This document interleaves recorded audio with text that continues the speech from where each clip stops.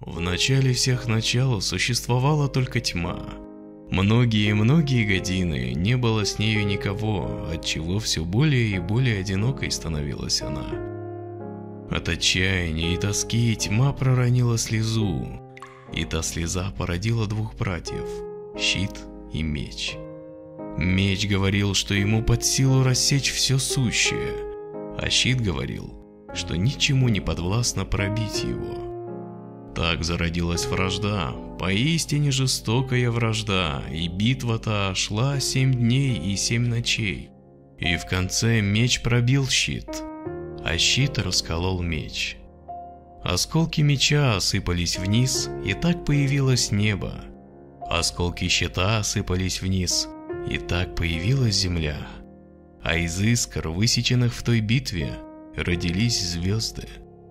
27 драгоценных камней, что украшали меч и щит, обернулись 27 великими рунами. И так был явлен мир, известный всем нам.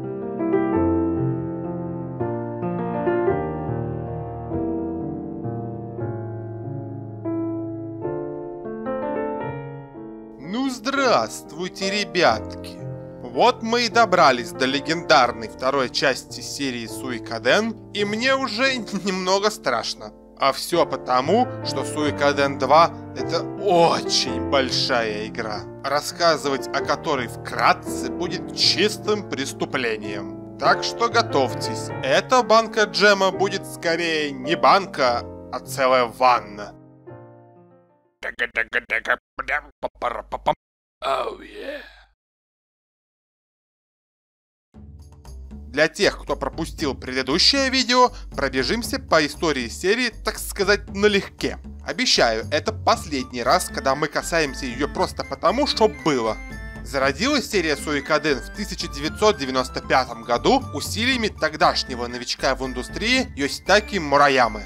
Изначально устроившись в Konami в качестве специалиста по обеспечению качества, он быстро поднялся по карьерной лестнице и присоединился к команде, работавшей над мега-секретным проектом – портативной консолью с аппаратной поддержкой 3D-графики, где он познакомился с начинающей художницей Дзюнко Кавано. Но боссы из Konami вовремя сообразили, что поддержание собственной игровой системы влетит им в копеечку, и разработка портативки в определенный момент была отменена, а все наработки преданы забвению. Ну, а дальше в мире случился феномен под названием PlayStation, который не мог остаться для производителей игр незамеченным.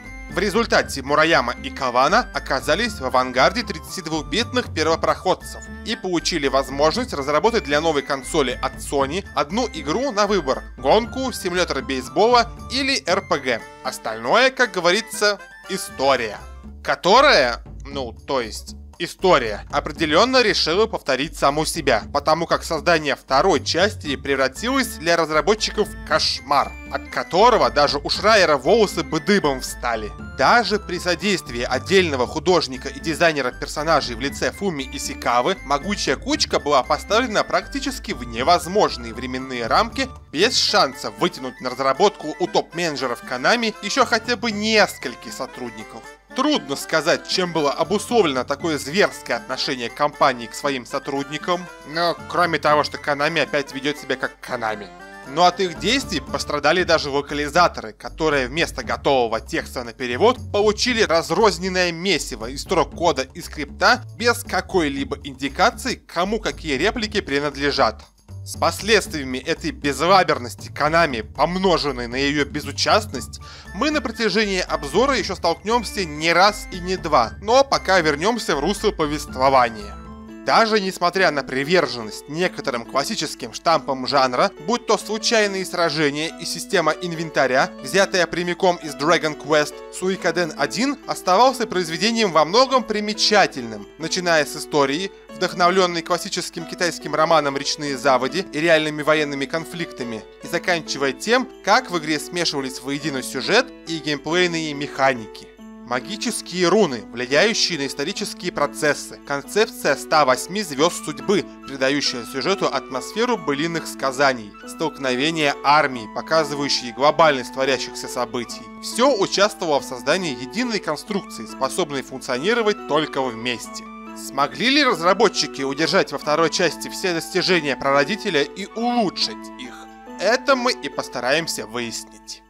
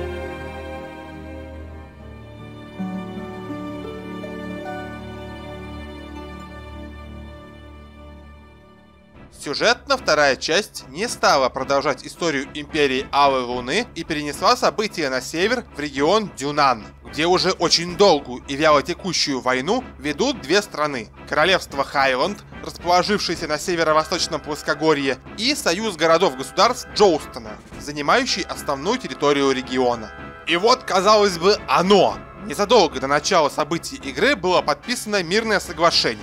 Однако вскоре конфликт разгорается с новой силой после того, как хайландский принц Лука Блайт отдает тайный приказ истребить кадетский корпус собственной страны и публично обвиняет в этом злодеянии соседей. Только лишь два друга детства переживают страшную ночную резню, прыгнув в водопад.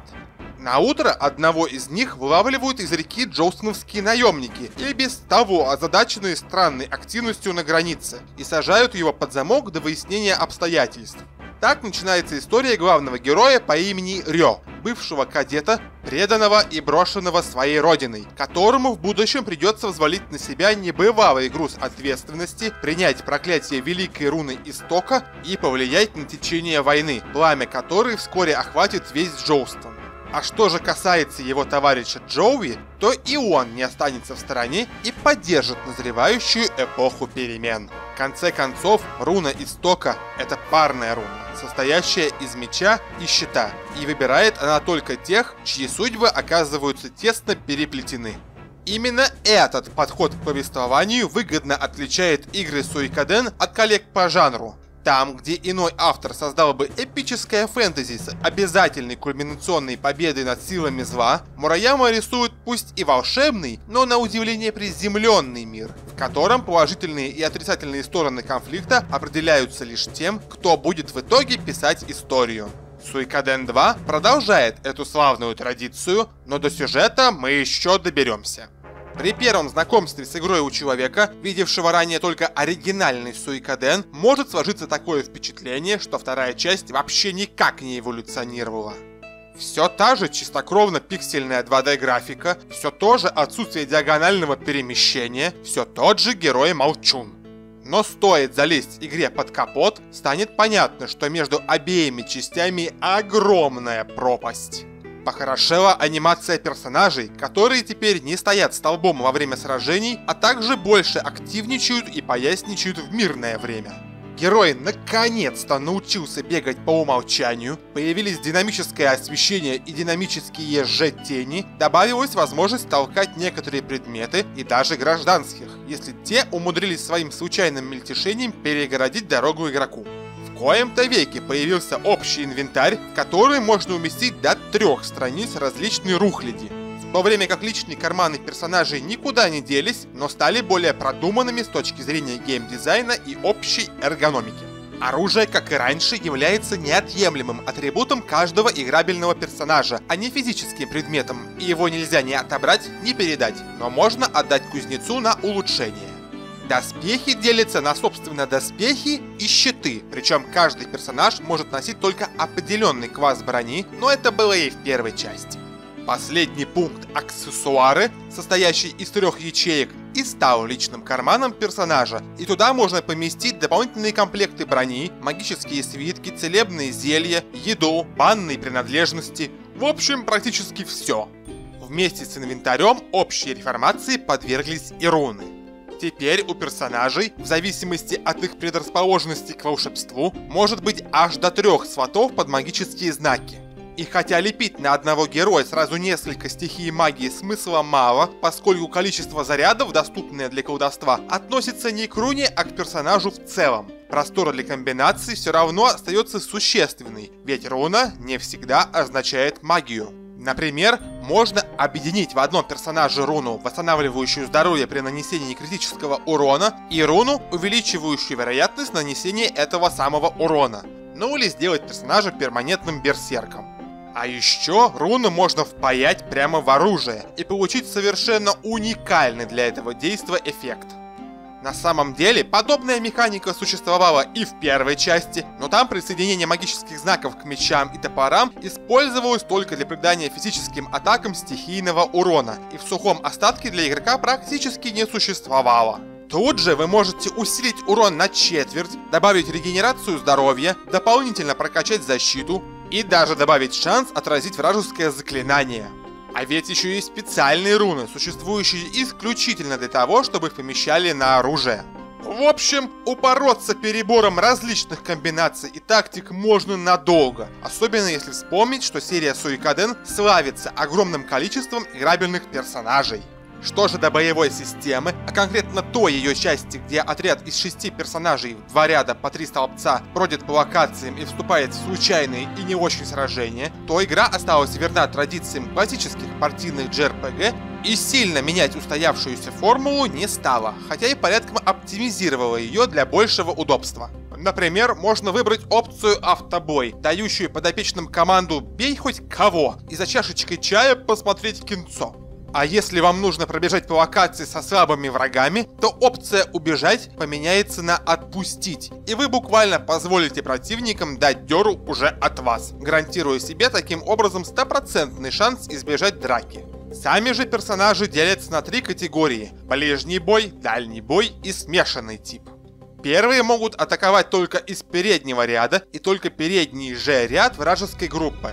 Вторые одинаково эффективны из любого ряда и дотягиваются до любого же отряда врага, но бывают зачастую слишком уж хрупкими для того, чтобы их ставить в авангард. А третьи же эффективны из любого ряда, но могут дотянуться только до ближнего ряда врага.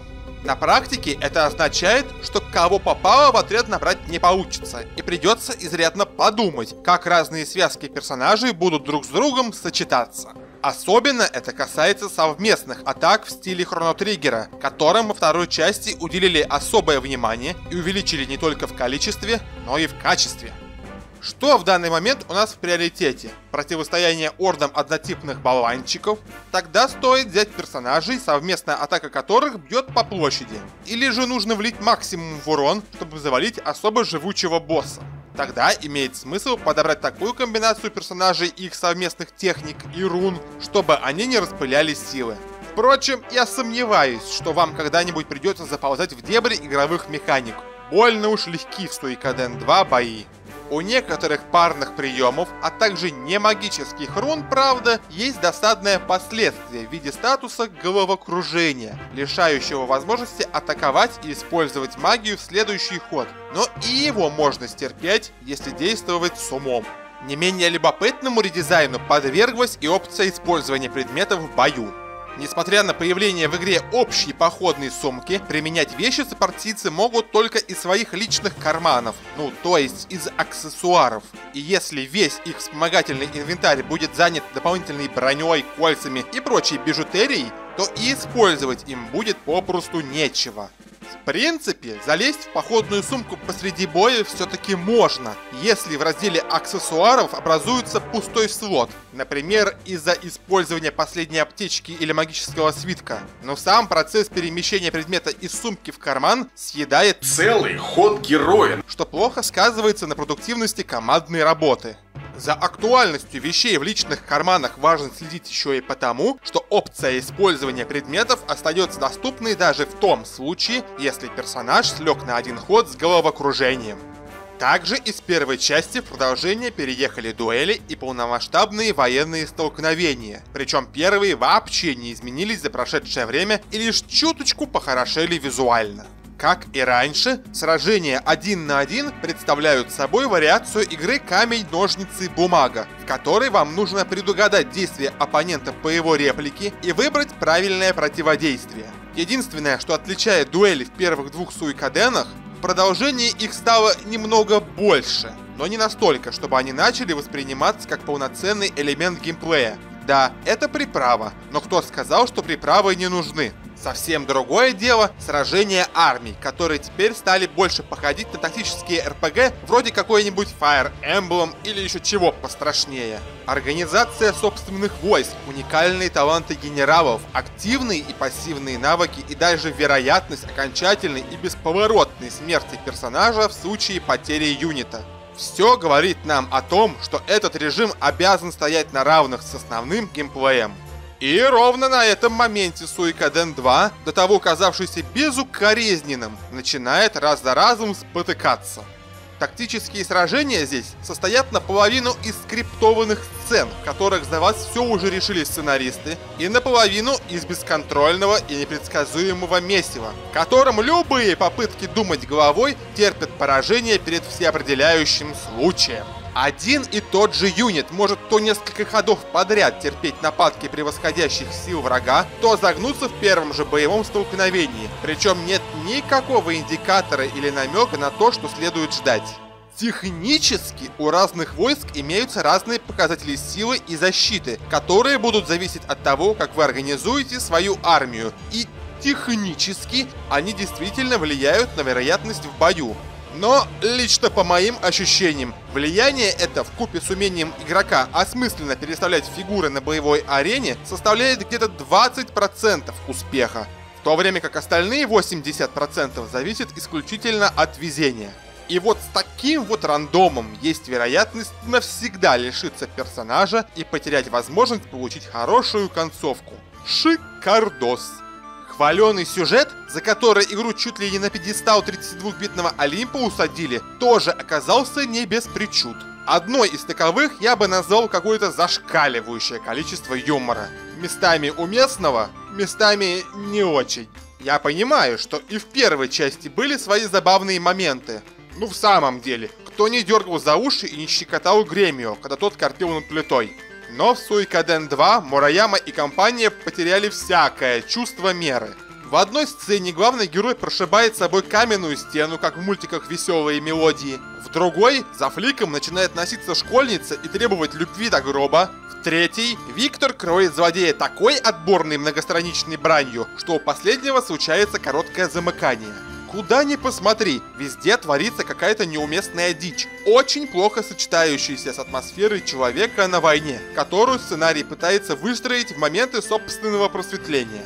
Забегая вперед, скажу, что в третьей части сериала сценаристы все-таки найдут баланс между драмой и юмором и вынесут большую часть комедии в миссию по сбору всех внесюжетных звезд судьбы. А тут пока придется иметь удовольствие лицезреть жутко непоследовательную подачу.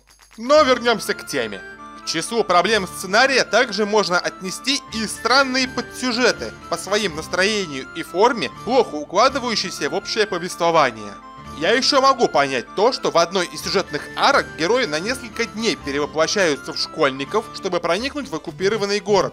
Но весь подсюжет про вампиров в целом и Никлорда в частности вообще выбивается из стиля. Какая-то Castlevania, натянутая поверх другой игры. Охотники на вампиров прилагаются. Картину дополняет отвратительный английский перевод, пусть и выстраданный командой локализаторов с таким трудом. Из-за неадекватного числа лишних восклицательных знаков, много-много многоточий и мелких косяков текст выглядит так, словно его нашли на дне фигбука.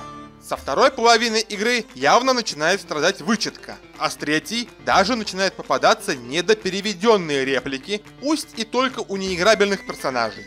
Забавный факт. Поначалу я долго ломал голову, почему девочка Пилика постоянно говорила о себе в третьем лице. Кроме нее, о себе в третьем лице отзывались еще кобольды, но у них это хотя бы выглядело логично. Мало ли им просто тяжело дается человеческая речь, но чтобы так говорил человек... Ответ, как обычно, нашелся в Японии, где использование детьми и девочками своего собственного имени в качестве местоимения – это абсолютно нормальное дело, а переводчик Суикаден 2 либо этого не знал, либо плевать хотел на стилистическую адаптацию текста. Но боже упаси меня сказать, что сценарий игры оказался посредственен или тем паче плох. Суикаден 2 не разменивается по мелочам и пропускает Рё и Джоуи через все круги ада, вынуждая их сражаться не только со внешним врагом, но и со внутренним разладом. Война войной, но и про свои амбиции некоторые чиновники забывать тоже не намерены, причем по обе стороны конфликта. Хотя протагонист и остался немым, а все его реплики либо подразумеваются, либо выбираются непосредственно игроком из предложенных вариантов, Мураяма мастерски показал, как груз ответственности от необходимости быть идейным вдохновителем и живым воплощением боевого духа целой армии постепенно сминает героя.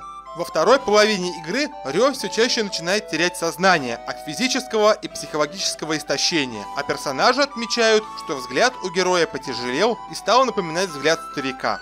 В определенный момент Рё может даже самым настоящим образом сломаться и, бросив всех своих коллег, попытаться бежать вместе с сестрой из страны. За что он закономерно получит звучную позорную пощечину от своего советника, но финальное решение досрочно завершить игру или продолжить сражаться на войне останется все равно за игроком. Помимо этого, благодаря похорошевшей графике в целом и анимации в частности, разработчики смогли богаче визуализировать некоторые значимые сцены. Причем игра одинаково акцентирует внимание как на забавных моментах, так и на сценах, при виде которых удивляешься, как игра вообще могла получить в Штатах рейтинг T. Чего стоит один только принц Лука, который сначала заставляет женщину в захваченном городе ползать на четвереньках и хрюкать, а потом со словами «Сдохни, свинья!» разрубает ее мечом. А уж когда он попытается зарубить бедную Пилику за то, что она рыдала в ужасе, даже у самого бессердечного американца ёкнет сердце. Впрочем, Лука случай в принципе особый, но чтобы оценить его в полной мере, придется залезть на территорию спойлеров. И если вы хотите эти самые спойлеры избежать, проследуйте за волшебными цифрами на экране. Безумного принца нередко можно увидеть в различных топах лучших и наиболее прописанных антагонистов в жанре, причем далеко не на самых низких позициях. И я долгое время не мог понять, в каком это месте он оказался прописан. Даже его предысторию, объясняющую, от чего же Луке так сорвало башню, в сюжете западной локализации замазали настолько, что от нее остались одни лишь смутные очертания. Посему основное экранное время злодей воспринимается как совершенно аморальный психопат, лишенный хоть каких-то искупляющих качеств. Само воплощение зла, которое вообще непонятно как оказалось в игре, центральная тема которой как раз и заключается в том, чтобы показать иллюзорность деления на черное и белое. Но именно в этом и кроется главная функция Луки – быть образом идеального врага, смерть которого сделает мир только лучше. Безумный принц, движимый только лишь своей неутолимой жаждой крови, одинаково опасен и для врагов, и для союзников. И обе стороны конфликта прекрасно это понимают. Это же понимает и Джоуи. Не страна бросила тех детей из кадетского корпуса, их бросили определенные люди. И с болью в сердце он решается на предательство, чтобы вернуться в родной для него Хайленд и начать аккуратно и методично копать под злодея, найдя верных союзников даже среди его близкого окружения. Это как если бы император Гешталь из шестой финалки додумался, что идея держать под боком психически нестабильного генерала, любящего только убивать, не сулит ничего хорошего. Итог закономерен. Лука, которого во власти перестали поддерживать абсолютно все, не доживает даже до середины игры, а с ним исчезает и зло, к победе над которым нужно стремиться.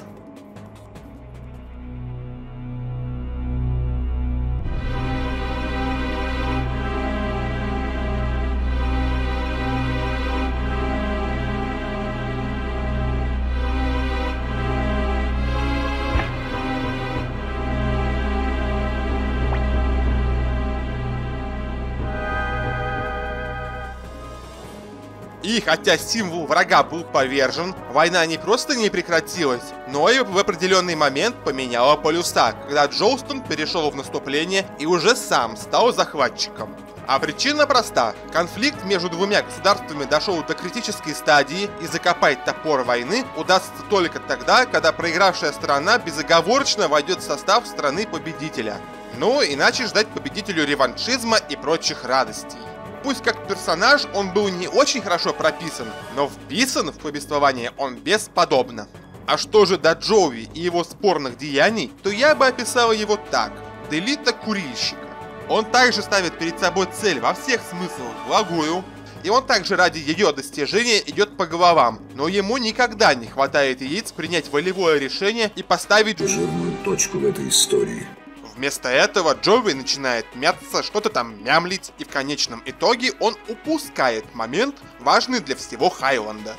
Слабовольный лидер, горе в стране. Из-за этого хорошая концовка просто идет наперекор всему. Ну как после всего произошедшего герои могут закрыть на все глаза и начать все заново? Даже главная тема игры. Ничто никогда не будет таким, как раньше. С ними может поспорить. Про меня уж то чего говорить. Вы думали, что про геймплей уже все сказано? Фигушки! Мы еще даже не коснулись самого главного, что делает Суикаден 2 по-настоящему великим во всех смыслах этого слова. А имею я в виду невероятное количество контента и обилие микромеханик, скрытых от любопытных глаз. Например, каждый играбельный персонаж имеет свою уникальную предрасположенность не только к магии как таковой, но и к стихиям. Кому-то легче дается магия молний, у кого-то лучше получается жарить огнем и так далее. А если кто-то вообще не понимает какую-то стихию, то руна при использовании у него может просто взорваться. И узнать об этой особенности героев напрямую можно только из материалов в интернете, потому как в самой игре она подается на уровне прозрачных намеков. Кстати, я только после прохождения игры узнал о существовании комбинированных магических техник, получающихся из самых мощных заклинаний двух стихийных рун. Но подождите, это еще не все! Еще ваша команда может сходить попариться в баньку и получить статус с легким паром, действующий как очень долгая регенерация здоровья. А если отправить в баню определенных персонажей, то можно увидеть забавные сценки. Или, например, можно перестать глушить целебные снадобья литрами и научиться готовить, находя по миру до 40 разных рецептов, которые можно либо комбинировать с 5 различными приправами, либо подавать в чистом виде. А как насчет наличия уникальных взаимосвязей между героями, приводящих к интересным эффектам? Персонажи-друзья или родственники будут оберегать друг друга в бою, подставляясь под удары врага вместо ослабленного компаньона. А если братана все-таки приложат, то оставшийся в строю персонаж впадет в ярость и начнет рубить головы с удвоенной силой. Ну и, конечно же, главная гордость игры – замок. Если в первой части форт, в котором обосновалась подпольная армия, больше напоминал офис, при присоединении новых звезд судьбы, обрастающий преимущественно новыми ячейками, то в продолжении разработчики сотворили колоссальных размеров особняк, в котором постоянно что-то происходит и в котором всегда можно найти какое-нибудь занятие и забить нафиг болт на продвижение сюжетной линии. Все сопартийцы будут либо свободно бродить по замку, либо откроют свои магазины, либо расширят и без того безмерный арсенал досуга. Кроме того, при достижении определенных значений рекрутированных бойцов, поместье будет, как какой-то покемон, эволюционировать и становиться еще детальнее и просторнее. Со временем на базе появится сцена, где сначала будут от души веселиться кобольды, но потом появится возможность нанять странствующих музыкантов, и они будут исполнять уникальные вокальные аранжировки композиций из игры. Ну и куда без мини-игр. И если какая-нибудь рыбалка или охота на кротов, оккупировавших грядки, является милой сердцу, но по сути скоротечной забавой, то кулинарный поединок, в котором вам нужно не позволить мафиози-поварам наложить свои руки на легендарный рецепт и сразить их в честном бою на кухне, это гребаный шедевр.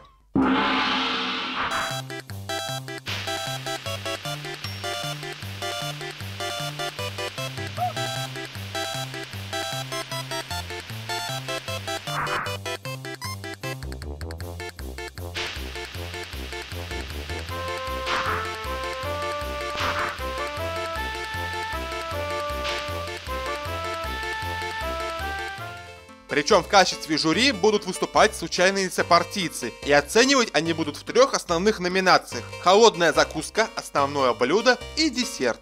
А ведь у каждого из судей еще будут свои собственные вкусовые пристрастия. А помните, как я говорил о 40 блюдах, разбросанных по миру в виде рецептов, и 6 способов подачи их на стол? Ну там с солью, майонезиком, с чили. Количество возможных комбинаций не то поражает, не то сводит с ума. Такое изобилие контента в игре порядком усложнило процедуру рекрута всех 108 звезд судьбы. Если первая игра была простой и линейной, с маленькими городами и в целом сжатым миром, и нахождение всех будущих сопартийцев редко когда могло вызвать хоть какие-нибудь затруднения, хотя могло, тот же чертов Клайв, например, то продолжение, разросшееся по всем фронтам, способно в некоторых случаях серьезно так озадачить. По такому случаю разработчики даже добавили в арсенал действующих лиц детектива, у которого за символическую плату можно получить подсказку по тому, где искать определенного персонажа и что нужно сделать для того, чтобы он присоединился. Удобство в оперировании целой оравой доброхотов в Suikoden 2 в принципе достигло своего пика. Пика-пика. Если в первой части Тиру Макдолу приходилось постоянно бегать по этажам и менять состав активной партии, чтобы оснастить всю свою армию правильными рунами и актуальной броней, то Рё достаточно просто зайти в магазин, открытый в замке, и получить полный доступ к экипировке всех рекрутированных звезд судьбы, а не только отряда из 6 персонажей. Все для людей, за что Мураями и компании большое спасибо. Увы, создание всей этой горы контента не могло обойтись без последствий. Suikoden 2 пестрит багами, начиная с мелких проблем с английским текстом, о которых я уже говорил ранее, и заканчивая очень досадными ошибками в игровой логике. Гостиницы лечат, даже если в них не оставаться на ночь, при переносе сохранения коверкается имя главного героя первой части, пропадают вещи, продавец брони в замке внезапно дарит $1 миллион. Одно радует, полностью сломать прохождение сюжетной линии, скорее всего, не выйдет. Хотя, как я потом узнал, это все-таки реально сделать. А вот перфекционистам-собирателям и любителям проходить игры на 100% придется очень плохо. Например, достать все 40 рецептов для кулинарного шоу не получится даже при наличии сохранения из первой части игры, если не знать заранее об ошибке в программном коде. Грубо говоря, когда вы отдаете рецепт номер 12, игра считает, что вы отдали рецепт номер 34 и перестает его генерировать вообще. Единственный способ избежать этого бага — никогда не отдавать глючные рецепты вашему повару и чахнуть над ними акикаши над златом почти всю игру. Аналогичный, но еще более смехотворный случай коснулся сбора животных для фермы. Одну из овец невозможно будет принести в замок просто потому, что парой экранов ранее вы открыли сундук с сокровищами. Без понятия, как эти два события могут быть логически связаны, но у программистов, работавших над Suikoden 2, своя точка зрения. От кривизны чьих-то рук или подгоняемых сроков сдачи проекта пострадал даже саундтрек. 2 из 3 фоновых композиций тактических сражений тупо отказываются звучать в положенное для них время, из-за чего некоторые значительные игровые сцены проходят в гробовой тишине.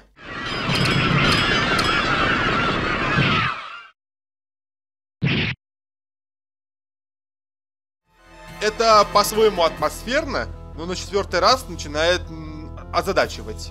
Когда же вы рекрутируете в свой ансамбль певицу, она попросит главного героя послушать ее песню. И думаю, вы уже догадались, каким именно будет ее пение. Да блин, музыка умудряется зависать даже в эпилоге. Но самый легендарный баг — это, конечно же, глич Матильды, названный по имени региона, в котором он случается. Смысл его в том, что Рё может уже практически в самом начале игры попасть в пока еще недоступную область, просто сдвинув ворота на КПП. И если команда героя переживет хотя бы одно сражение с тамошними монстрами, то из-за разницы уровней она так прокачается, что во всей первой половине игры им больше не встретится ни одного достойного соперника. До сих пор нельзя с уверенностью сказать, точно ли этот баг является, собственно, багом. Да и у меня в голове не укладывается, что кто-то мог случайно сделать целый объект интерактивным и не заметить этого. Но учитывая, что в более поздней версии для PSP этот трюк больше провернуть нельзя, разработчики, можно сказать, на этот вопрос ответили сами. Есть у этого глитча также и баг-побратим, который, к сожалению, не вызывается по воле игрока, а приходит сам в виде персонажей, которые присоединяются к команде Рё с максимальным 99 уровнем. Понятное дело, что таким Аполлонам ни одна вражина в игре уже тупо ничего не сможет противопоставить. Сходство этого бага с фичей усугубляет еще и то, что 99-уровневыми становятся далеко не самые последние с точки зрения мира Суикаден герои, будь то Георг Прайм, тот самый шестой великий генерал Империи Алой Луны, который вовремя свалил, и главный фанат Кинг Кримсон всей серии Песмерга. Однако вскрытие показало, что некий программист из Konami просто запутался в типах часовых переменных и напортачил с подсчетом уровней для новоприбывших. Весь этот дикий перечень кривизны, с которой можно столкнуться при прохождении Суикаден 2, однако, касается преимущественно американской версии. К выходу игры в PAL-регионе разработчики исправили часть особо вопиющих ошибок, вроде недопереведенного текста и зависающего звука, оставив без изменений только совсем уж глубинные проблемы, требующие более тонкой работы. Но если вам не хочется играть в паловскую версию, можно поставить на американку фанатский патч, исправляющий вообще все известные и сколько-нибудь существенные ошибки. Отдельного упоминания заслуживает 4-часовой магнум-опус композитора Мики Хигасино. Саундтрек пошел под стопам количественного и качественного расширения игры и представил целую россыпь композиций, варьирующихся от бесконечно драматических до воздушно-пасторальных и охватывающих таким образом широчайший спектр эмоций. Каждый город, каждая более-менее важная сюжетная сцена, каждое крупное сражение, подобающие озвучены, благодаря чему они создают уникальное настроение, надолго оседающее в памяти. Мне особенно понравилось то, как Хигасино подошла к звуковому дизайну некоторых локаций, будь то дремучие леса или отдаленная деревня. Вместо какой-нибудь лесной музыкальной темы а-ля Secret of the Forest из Chrono Trigger, там звучит стандартный природный эмбиент, который переслушивать отдельно, конечно, вряд ли кто-нибудь захочет, но в самой игре он способствует нереальному вовлечению в мир. Помнится, в обзоре предыдущей части я сетовал на отсутствие хитовых тем в саундтреке. Так вот, в Suikoden 2 они появились. Не в большом количестве, конечно, потому как Хигасино явно ориентировалась в главную очередь на создание подходящего фона и старалась экономно расходовать выразительные средства. Однако их оказывается достаточно для того, чтобы слушатель мог захотеть раздобыть саундтрек для домашнего прослушивания. Главная тема из открывающего ролика дает жару в первую же минуту. Легендарная тема битвы с Неклордом может посоревноваться только с не менее легендарной темой битвы с Лукой Блайтом.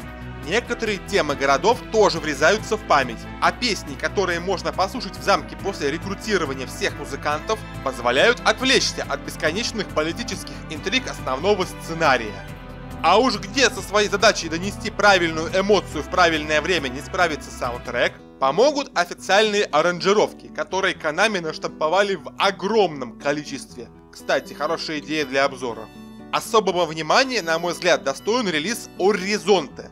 Да, Орризонте, целиком посвященный музыке из Suikoden 2. Как Мики Хигасино признавалась в одном из интервью, ей не нравилось заниматься аранжировкой собственных работ, и поэтому она часто делегировала это занятие другим музыкантам. В случае с Орризонте за аранжировку отвечали Юдзи Йосино и Йоко Уэна, и совместными усилиями у них получился очень ориентальный альбом с соответствующим подбором треков для переисполнения. Я прекрасно понимаю, что народное направление свойственно не только оригинальному саундтреку, но и всей игре в целом. Но в Орризонте тапка вжата в пол. На этом я предпочту покончить со своими словесными спазмами. Свой культовый статус Suikoden 2 получил уж точно не за красивые глазки, хотя поводов для критики игра дает тоже немало. Да, боевая система кажется недожатой из-за нехватки действительно сложных геймплейных ситуаций, требующих мозговой активности, а всеми так любимый и почитаемый сценарий все пытается прийти к общему стилистическому знаменателю, но никак не может из-за постоянных смешнявочек, возникающих по случаю и без. Однако все эти проблемы меркнут на фоне перечня того, что игра сделала правильно.